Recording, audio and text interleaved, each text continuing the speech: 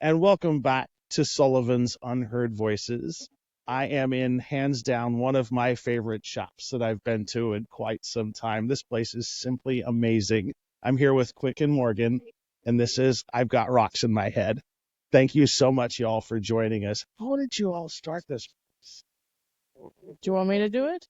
Yeah. It started with a Go game. Oh, tell me more. So my dad was a gemologist, Okay. and he loved playing Go with our very dear friend Randy. But you can't just be a gemologist. You have to have something to go along with your rocks, right? And so one time, my friend Randy and my father were sitting down playing a game of Go, and my dad looked up at Randy and said, "Randy, I think I'm going to start a rock store." And Randy looked at, he calls him Walker, my dad, and said, "Walker, you've got rocks in your head." And that's how we got the name, and that's kind of where it started back in 2004. Yep. This was my dad's passion project for many years. So what year did you open this place up? November of 2004. So you've been around since 2004. Well, Dad opened it originally. Originally, he opened it. Yeah. And how did you two get involved?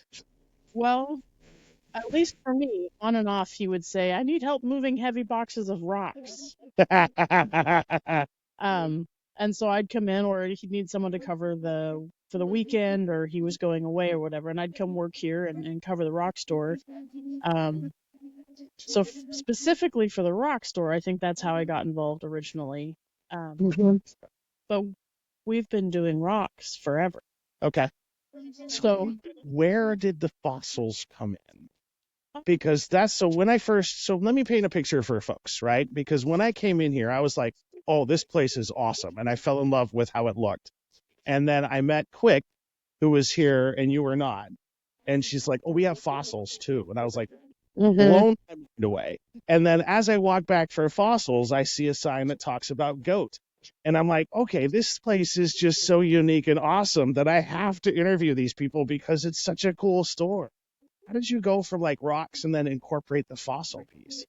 Well, I mean, you can answer some of these too, but my dad always had some fossils in here, ammonites and orthoceras. Yeah. But he was really more into the rocks and minerals and jewelry.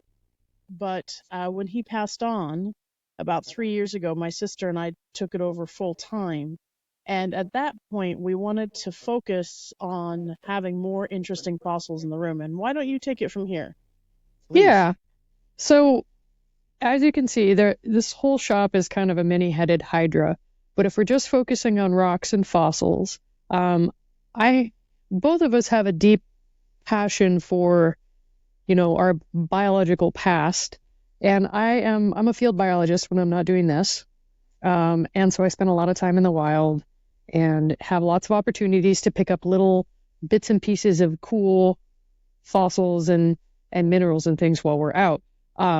Morgan and I talked a lot about what we wanted the shop to look like, as time moved along. And both of us, like I said, have an interest in like awesome dead stuff. So over time, we've put together a really nice Pleistocene collection of Pleistocene mammals. And of course, we have a lot of the older sea life kinds of critters too, but we're both very choosy about what we put in there because it's nice to see new things. And also, the world that has existed before human beings is such a gargantuan stretch of time that there are so many different kinds of cool fossils we can put in there. Beautiful thing is we have the talented ability to do some editing. This is true. Did Morgan tell you she has a background in technical theater? No. I did not because we didn't get that far. Yeah. Morgan has a really interesting background. She's really great with chords.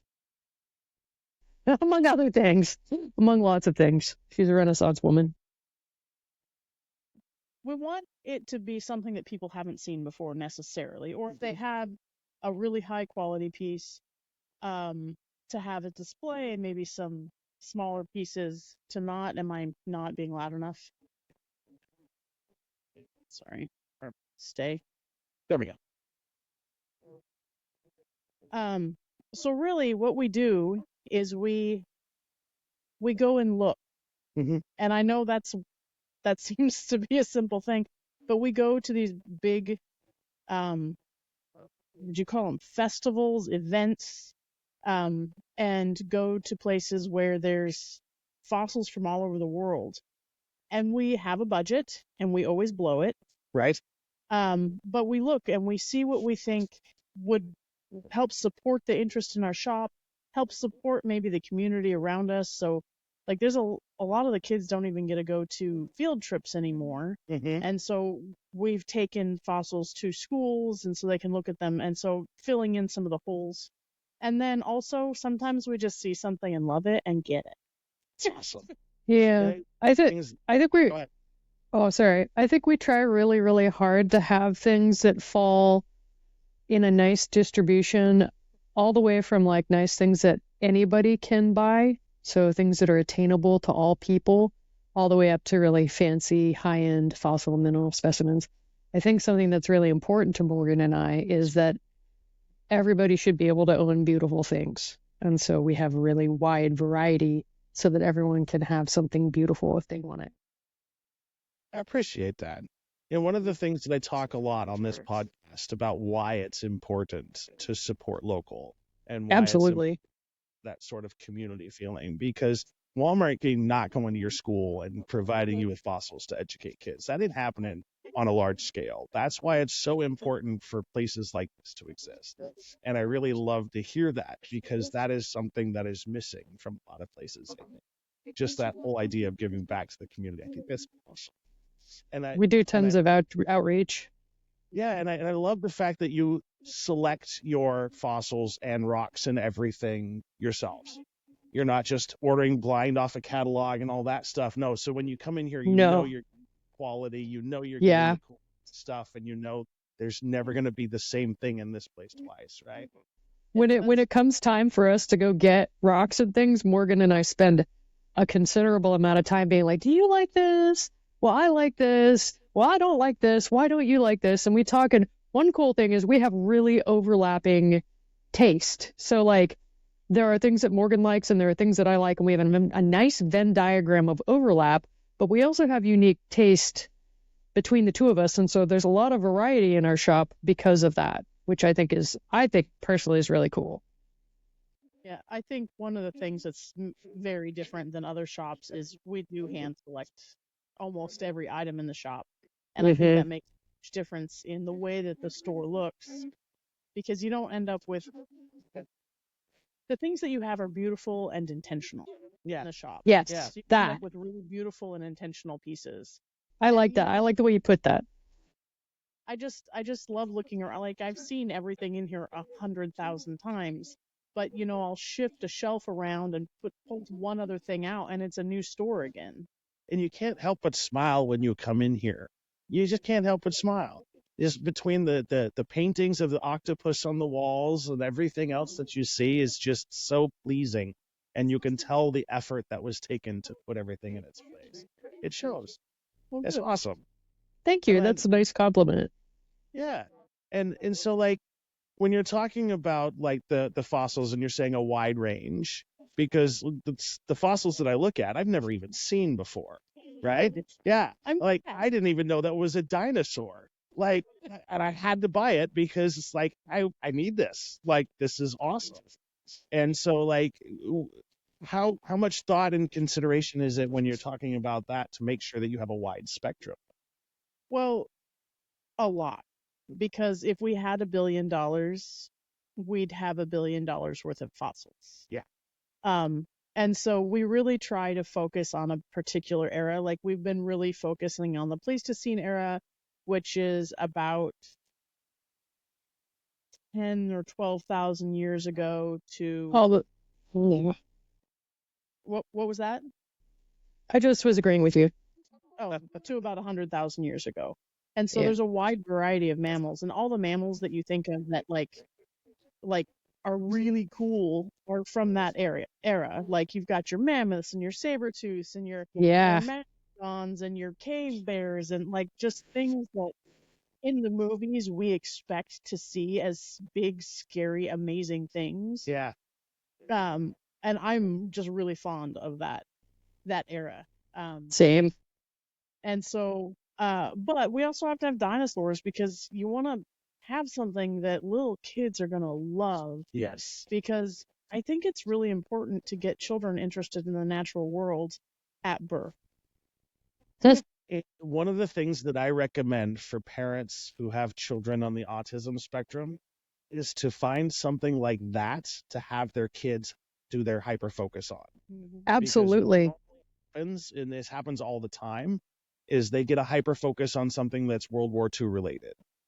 And then you have all of these inappropriate, weird, strange conversations that take place because somebody is just very fascinated with that time period. And if parents would just divert that to like fossils or rocks or something along those lines, you're going to have a much better time as a parent. And that also, the cool thing about the natural world is it's huge. And interests in things like rocks, minerals, fossils can extend to the greater, wider natural world. And, you know, a lot of future work and a lot of current work, you know, the work that I do for a living is in the natural world. I'm a biologist. And so, like, it can be a doorway to, you know, starting an interest in something that maybe is a lifelong path for somebody, too. One of the things that often concerns me when parents bring their kids in here is they're like, don't touch. I'm like, but it's a rock. Yes, it's a rock. Yeah. I mean, yes, please don't throw rocks through the window. But I've noticed that a lot of parents are like, don't touch. And I'm like, no, please touch.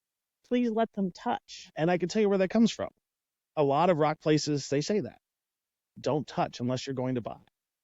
And it's like, seems counterintuitive to me. I can't tell you how many people are like, I have to touch it before I buy it. And Yeah. like, that's fine. If we didn't want you to touch it, everything would be behind glass. Yeah. Yeah.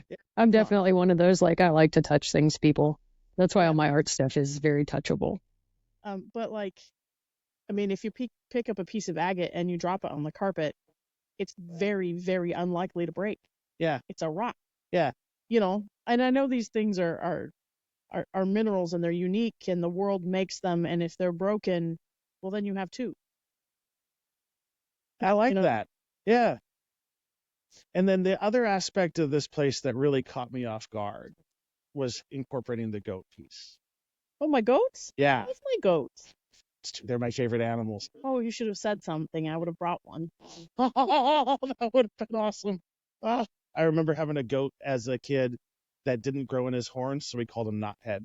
Oh, He was the coolest thing ever. Yeah. old. Yeah. Yeah, He was pretty amazing. he was pretty awesome. How did you get involved with goats? So this one time we moved to Oregon. Yeah. And it was in 1991. And I know this isn't goats, but we've always had livestock my whole life. Yeah. When I was a tiny thing, we were raising pigs and chickens for food. And then when we moved back to Oregon, I started a sheep flock, Okay. and it paid for some of my education. Mhm. And then I left and had a life and got educated, and then came home. And on our family farm, restarted our meat farm. Okay. But I have dairy goats as well, and I'm actually hoping, let's keep our fingers crossed, in the next 2 years I'll have a grade A creamery. That's Amazing. what my goal is. But right now I have dairy goats Yeah. and a meat farm, and so the meat is in the back here in the store, and then I have my dairy goats that sometimes were closed because they're having babies, and sorry. So talk about like how you came up with the idea of like getting into goat as opposed to like something like sheep or cows. Was there something about goats in particular other than their amazing personalities? I mean, that's a lot of it. Yeah. But I raise Nubian dairy goats. Okay. They're very dual purpose, so you have milk and meat from them. They have amazingly cute long ears. And they're an animal that does really well on our property. We live in the bottom of a canyon. It's really steep. And it's a lot of browse, and so it's an environment that's really good for the particular animal, as opposed to sheep that like flat, grassy meadows. And I do have a few sheep. And I have some pigs and some chickens and some quail and some turkeys and some ducks and some other things. You got it. But my primary focus is on the dairy goats. And I show them at like I've shown at the national level and I've shown at the local level, and it's really fun. That's awesome. And they have. Oh yes, they do. They come when they're called. They know their each individual names. They're sweet little critters. And then how does goat meat compare to other meats on the price point range? Price point, it's usually between $13 and $15 a pound. It's not bad at all. But it can really vary. And then everyone's like, well, what's goat taste like? And if you've ever had dairy goat meat, you've never had goat meat. Interesting. If you haven't. So there's meat goats, which are they're stronger. They have a heavier flavor. Then there's dairy goat meat, which is sweet and lean and delicious. It makes the best curry you'll ever try. It's really, really good. It's a low and slow cook, but oh gosh, it's worth it. And how long has that been a part of this place here?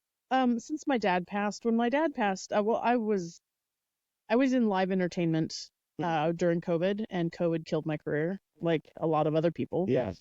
And when that happened, I came home and started doing farmers markets. Well, I was doing 5 farmers markets a week and had 3,000 pounds of meat, and all of a sudden I had a rock store as well. And I couldn't do both. Yeah, that's impossible. And run the farm and live. And so so I there was a back room that was just used for storage, and we cleaned it up and we put freezers in there about the same time as when Quick's art started to come into the space. I convinced her to bring it in and hang it on the walls. And so we're licensed. We have a meat handler's license. We have a prepackaged meat seller's license. Everything is USDA approved. So it's all legal. So we're actually a grocery store now that also sells rocks and art. And that's so beautiful. That's so unique and awesome. And you're saying, so like she put all of the octopus art that I see on the walls, those are yours, Quick? Oh yeah. How long have you been doing that? Oh, I've been painting, since I was little, but I've been painting professionally since probably 2006, 2007, somewhere in there. I paint on canvas. I paint on little blocks of wood. I paint on just about anything I can get my hands on. And I also make all kinds of other little beautiful pieces of claptrap. So I made chainmail. I was a really nerdy kid, which worked out super well for me as an adult. Yeah.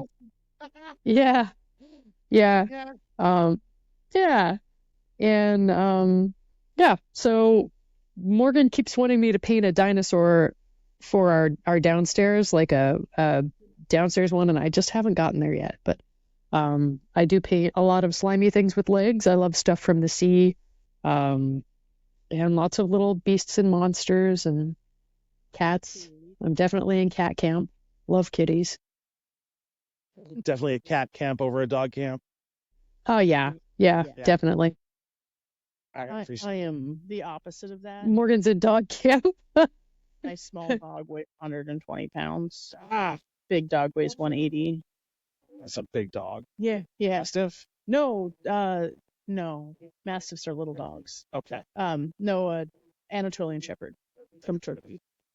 Big dogs. They're beautiful though. I hear they're sweethearts too.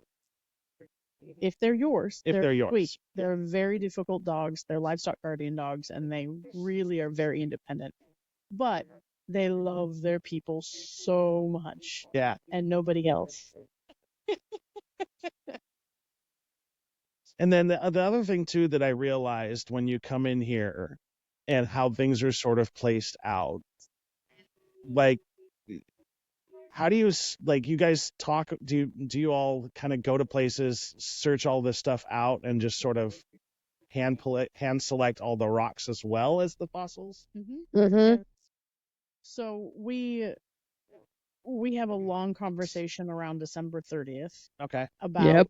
what we need in the shop. You always have to have amethyst and sodalites and quartz and rose quartz and those sorts of things. Mm-hmm. But we also will sit down and say, well, we need these things because this is what a rock shop needs. But we also do things like, well, we want 3 new mineral specimen types that we've never had before. Yeah. And, we set a budget to that. Yeah. And I think that really helps with the uniqueness. But yeah, everything's hand selected. You can go to some of these shows and just say 1 rock shop, please, and they'll load a rock shop into your truck. Yeah, definitely. But that's when you get the things that all the shops look exactly the same because they just bought the rock shop. We don't do that. We select everything. That, and also my dad had the shop for 1 trillion years, and he built relationships with lots of international vendors, like, people who peddle specific kinds of minerals and fossils. And we were very, very lucky, and also are very, very grateful to have inherited those relationships. And so we have specific people that we work with who, always tell us stories about our dad, which is really awesome. It's a good way to remember him, and it's a thing that we have in common.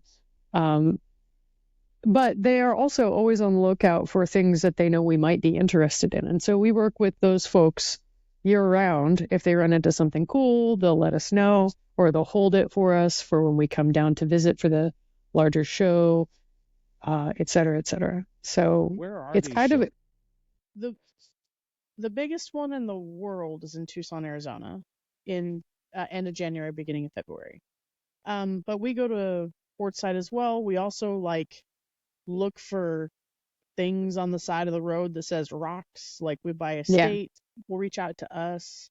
And so we're not just getting the same things that everybody else is getting because we do the work and to go around to find new vendors, new mines. Just not very long ago, here in Silverton, there was a new rock specimen that was found, and it's a type of purple, yellow, brown obsidian that was found at the bottom of these gravel pits just on here on Davis Creek. Wow. Yeah, And super cool.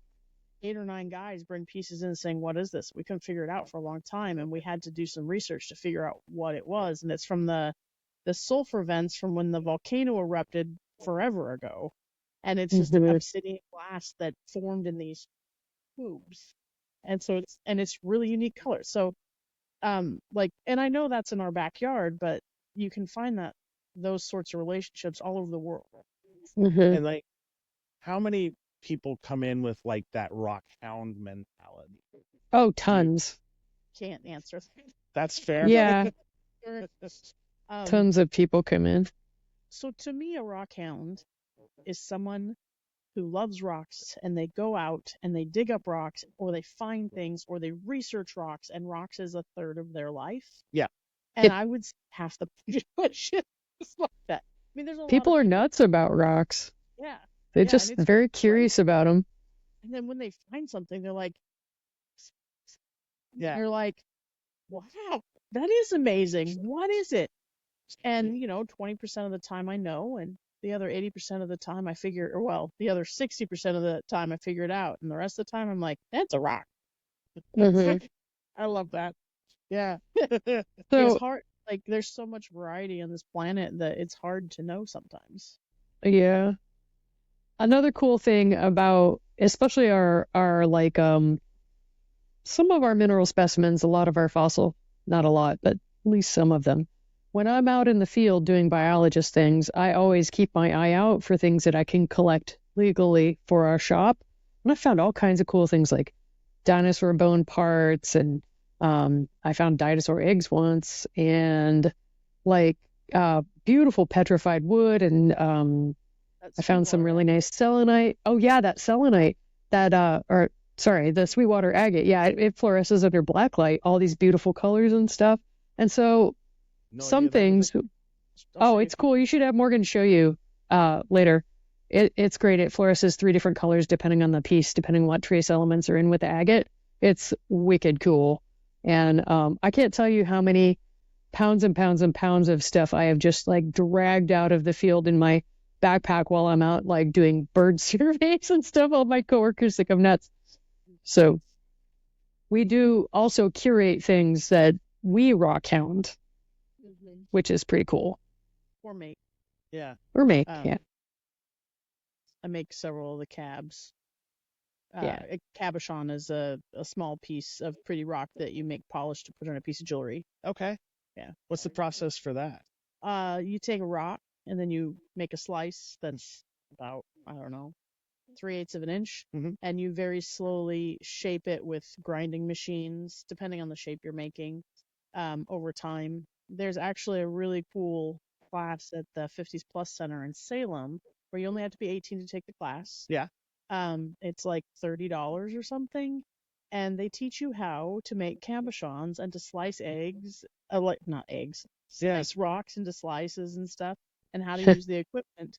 It was a really cool class for it was $30. Because my grandfather used to collect and polish rocks, and he passed away before I could ask him, like, how you do that, Grandpa? Because you never see. We would just show up, like because he was in the middle of nowhere, Kansas, and we would just show up, and he would have all of these polished rocks for us to take home with us. Did he tumble? I have no idea.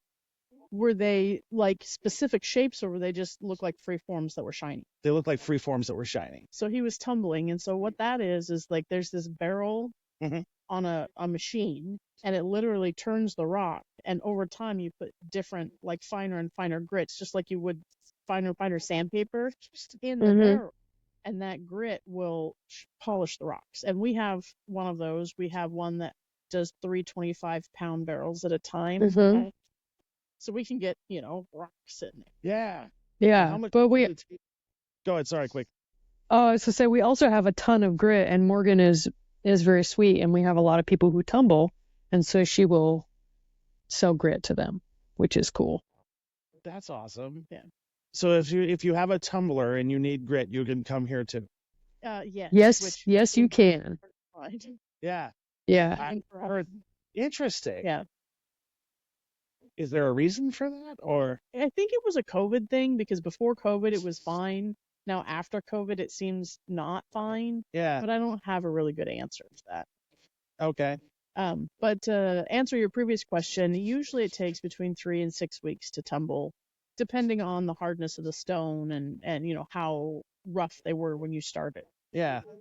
So not too long. Not too long. That's a long time. Considering how hard rocks are, right? And think that some of these rocks are millions of years old, so 3 weeks is nothing to them. That's fair. That's fair. That's a good point. That's a really good point.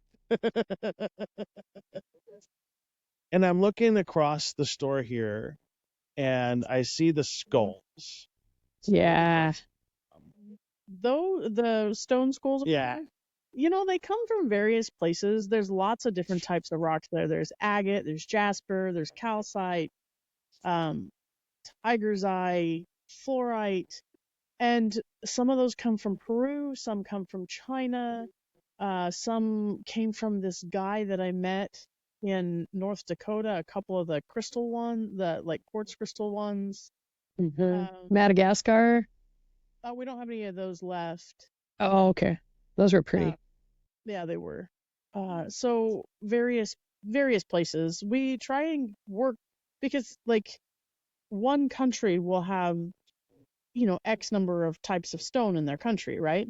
And so we work with several different people in different countries in order to bring a variety in. And if you look around the shop, I would say, God, how many countries do you think are representative? At least 30.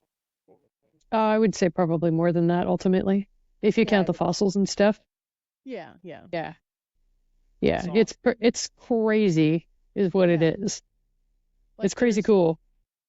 Like just looking over here, I see Brazil, Peru, Mexico, United States, Canada, Labrador. Tanzania, Labrador too. Oh yeah. Labradorite comes. That's over there. But like, I would say at least every continent except for the really really cold one. Antarctica. Yeah, I don't think we have Yeah, anything from Antarctica. it's illegal actually. I've heard to take rocks from there. Probably. But I think we have every continent represented and a lot of countries. I probably Hmm. not all, but a lot of. That's It's a awesome. lot packed into a tiny little space, It honestly. is. It is, and I know the people who are seeing have kind of like a snippet of You're some of seeing the. the corner, the back corner. Yes. Not even a quarter. That's an eighth. Yeah, 100%. Uh-huh. And then, quick, you just got back from Burning Man, I hear, right? I did, yeah, How I was that? did. Oh my gosh, relative to the last 2 years, which had really hard weather, this was Yeah. a really good, fair year. It was hot. It was dusty. It's always hot and dusty, unless it's raining. It also rained, so it was a little bit all over the board, but I had a great time. I work out there, and so I spend most of my time outside the city. I don't get in to do the fun stuff as much, but I had a great time. But I'm gone for like a month, and so being home, oh my gosh. I'm so happy to be home. And also, all of my houseplants survived, which is awesome. Yay! And I'm still washing stuff and putting things away, and the house is kind of a disaster. But yesterday, I worked really hard to dig my studio out so I can sit down and start getting to work pretty soon on, getting ready for Christmas. And I was thinking about maybe trying to make some ornaments this year out of I'm not sure what, but I'll figure it out and paint some new stuff. I think we're a little octopus heavy in there right now, so I was thinking that maybe I'd try to add some different creatures. Yeah, oh definitely kitties. Like, oh my gosh. I have two kitties that are done. I just have to get them photographed and then I can bring them in. So I'll try and do that by when I come out in for Thanksgiving, Christmas. That's Um awesome. We're lucky yeah, that but she it was great. during the summer. No, not the summer. The Christmas season. Is that so? What is the Yeah. busiest season for y'all? The Christmas season Yeah, And summer and summer? and spring in break. summer, yeah. Yeah, I would Yeah. say that the month of spring break, summer, and Christmas. But Christmas is hard because it's like packed into a really short amount of time. Yeah. And so it's nice to have her come out and Yeah. help And it's shop. also, gosh, I miss it so much. I wish I could be out there so much more. But um, in the spring, I have lots and lots of field work. That's when all the birds and the little critters are active that I study.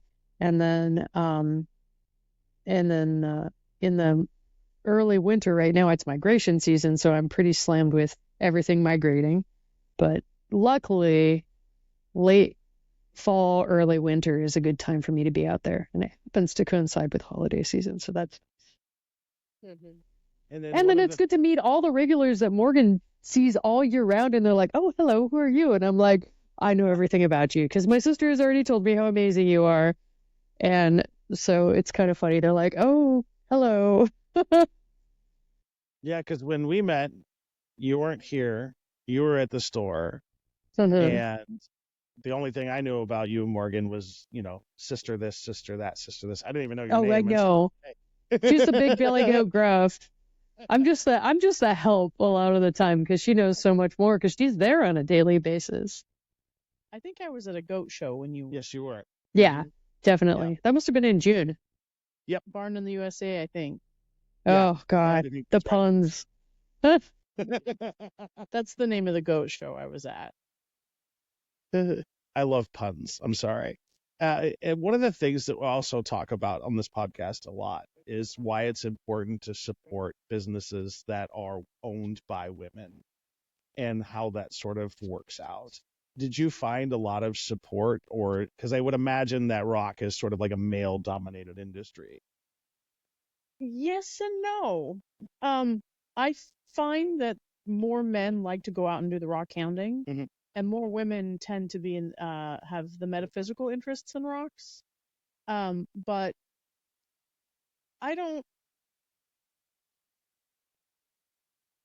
I either don't notice or don't care when someone is being well, I do care, but I just don't have it in myself to take the time to dwell on other people's issues Mhm.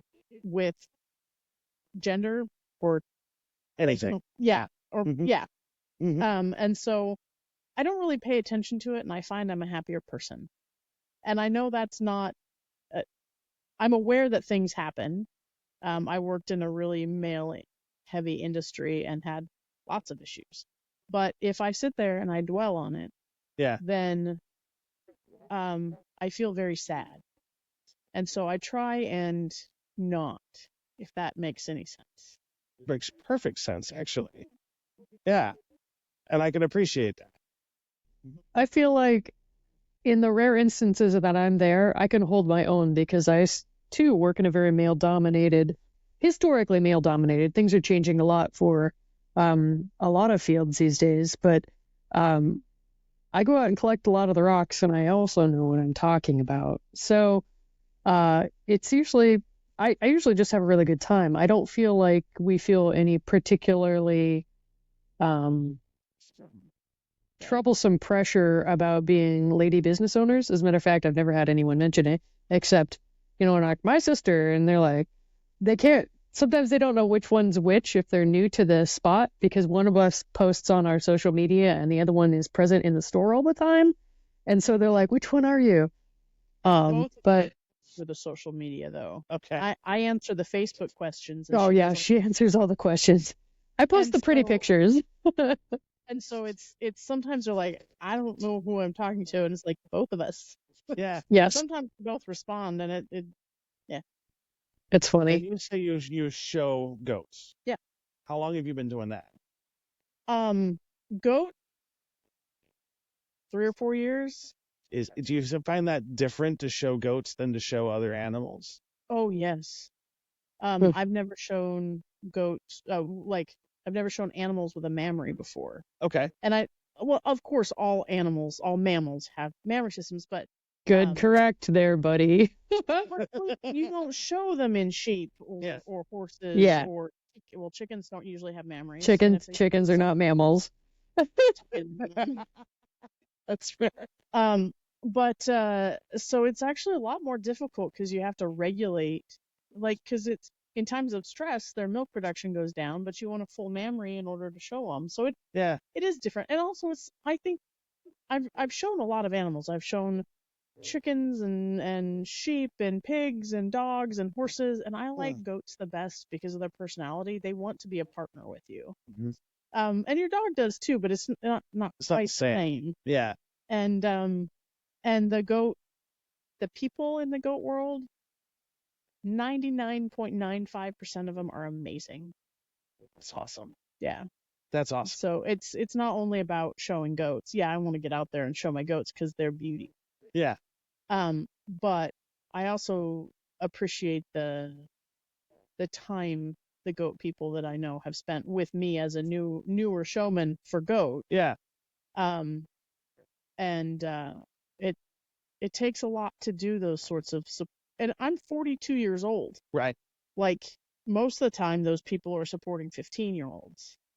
And so I can't tell you how much I appreciate that from the people that have helped.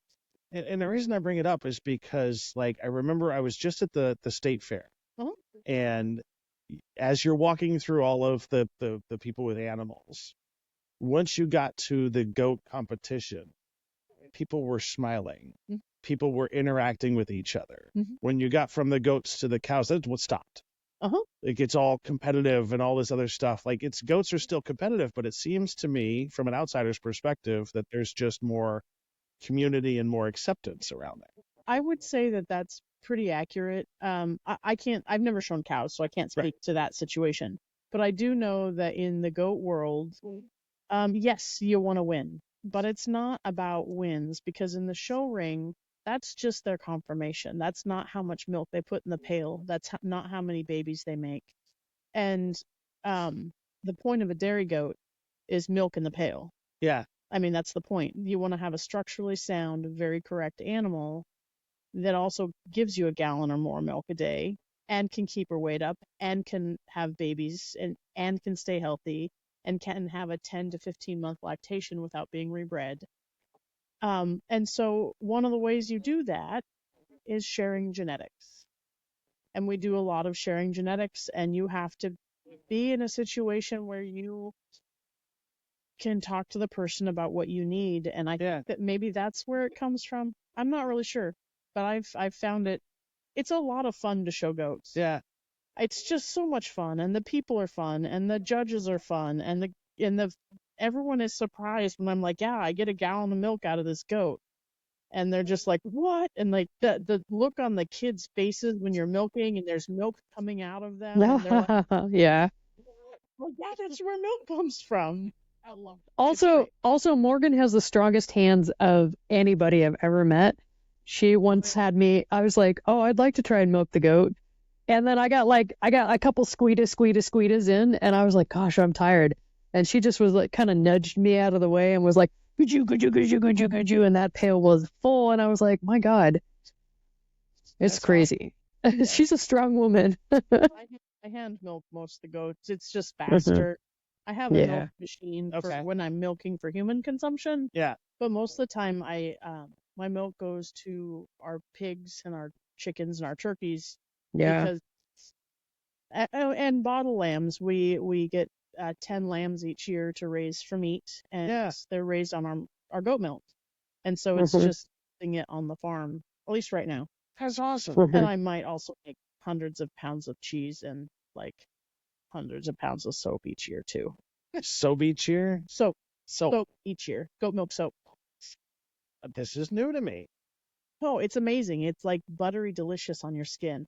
And it's supposed to help people with eczema. The milk soaps. Yeah. Because it has a high moisture content. High moisture and high fat. I know a few people that have eczema that I will recommend this to now.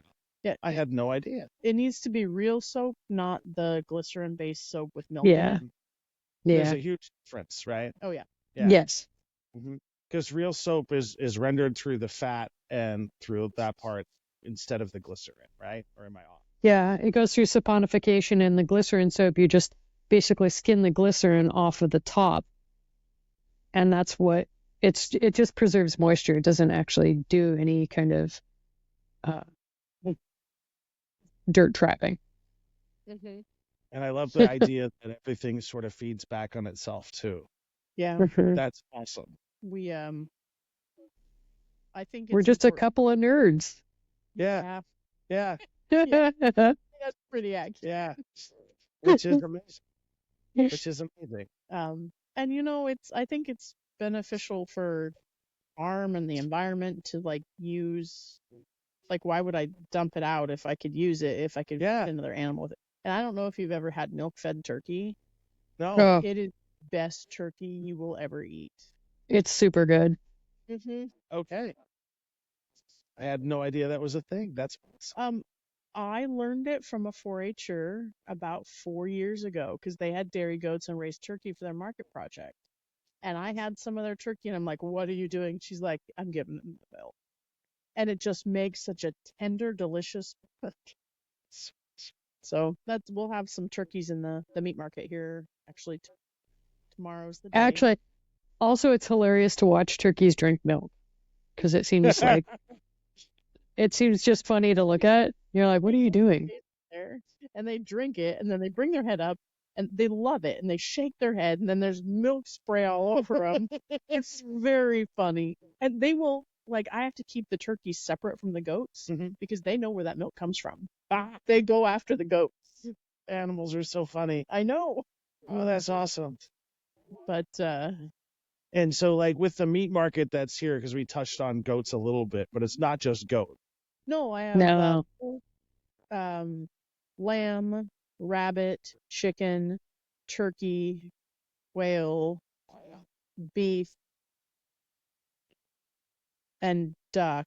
But all these are seasonal. Yeah. So right now I don't have any quail, but I will soon because it's getting close to that time. I'm getting really low on lamb, but again, we butcher in December. Yeah. So I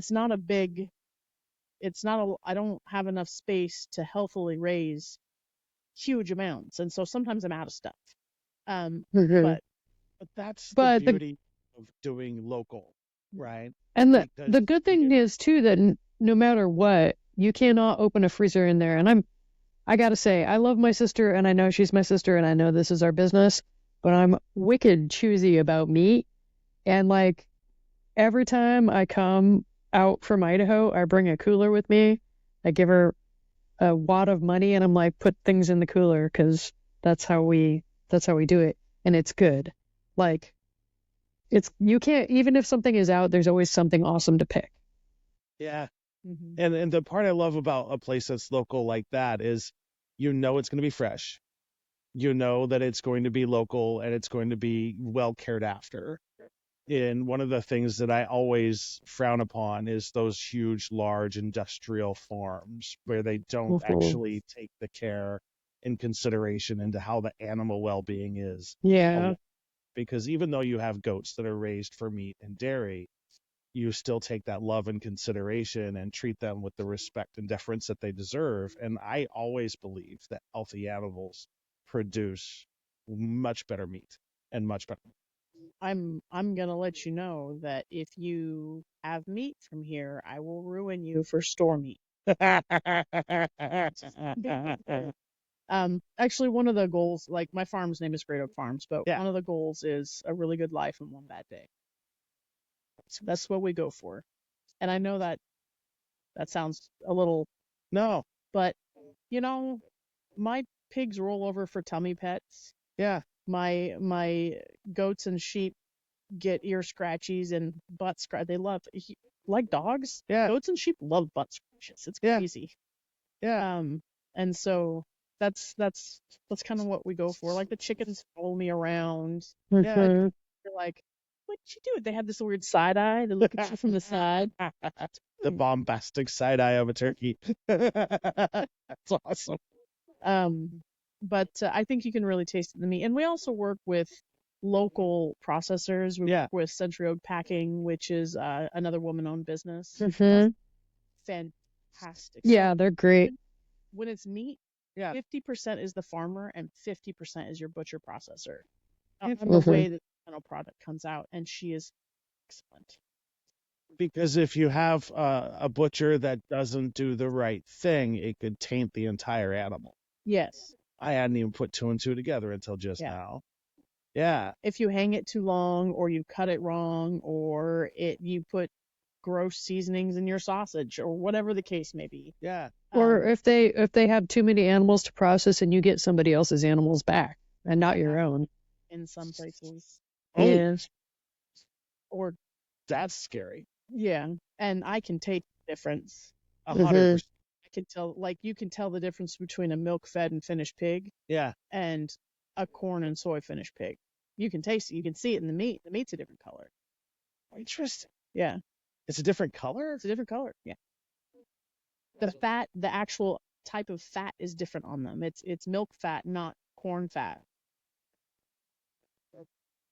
Yeah. And that always surprised me because I can't think of a world where cows are in there grazing on corn. I mean, if they get out of their pasture and they're desperate. Yeah. But Or if out here in Idaho where people grow a lot of corn, they don't grow it so much in the valley. But what they'll do is they'll harvest the corn and then they'll turn cows loose in the field afterwards, and they'll graze on stuff that's dropped. So that's how you know Yeah. also you get that. But naturally, it's not so common in the Yeah. yeah, Yeah. Naturally, a cow's diet would never be a cornfield. not normally. Yeah. They're brush browsers and grass eaters. Yeah. Well, we've been at it for almost an hour. it's been a lovely hour. Oh, it's been awesome. And if you, so I gotta, anybody that's listening to this podcast, you gotta come check this place out. This is just awesome. I feel like I'm in a candy store every time I come here. Please don't eat the rocks. I promise. I promise. Mm-hmm. But please tell people how they can find out more information about you, how they can visit. Well, we're located at 110 North Water Street in Silverton, Oregon. You can find us on Instagram And my sister should be able to tell us what our handle is. It's at I've Got Rock. Oh, I love it. Always forget it. We're also on Facebook. It's there. And then we have my sister's art and the meat and the rocks and the fossils all in the same store. And so Yeah. you can, as long as we're open, come on in. Yeah, So please. what's our Facebook handle again, Morgan? I've got rock in my head. Yeah. So the Instagram and the Facebook are different. But yeah, it is a cavalcade for the eyes. We humbly and graciously invite you to come in and hang out and just come in to say hi. Like, no high pressured sales or anything like that. Bring us your rocks if you found something cool. We would love to try and identify it for you. And yeah, both of us are storytellers. I So love it. Well, this has been an honor and a privilege. Thank you so much for being on my podcast today. And thanks for the opportunity. It was fun. Yeah. yeah, totally awesome.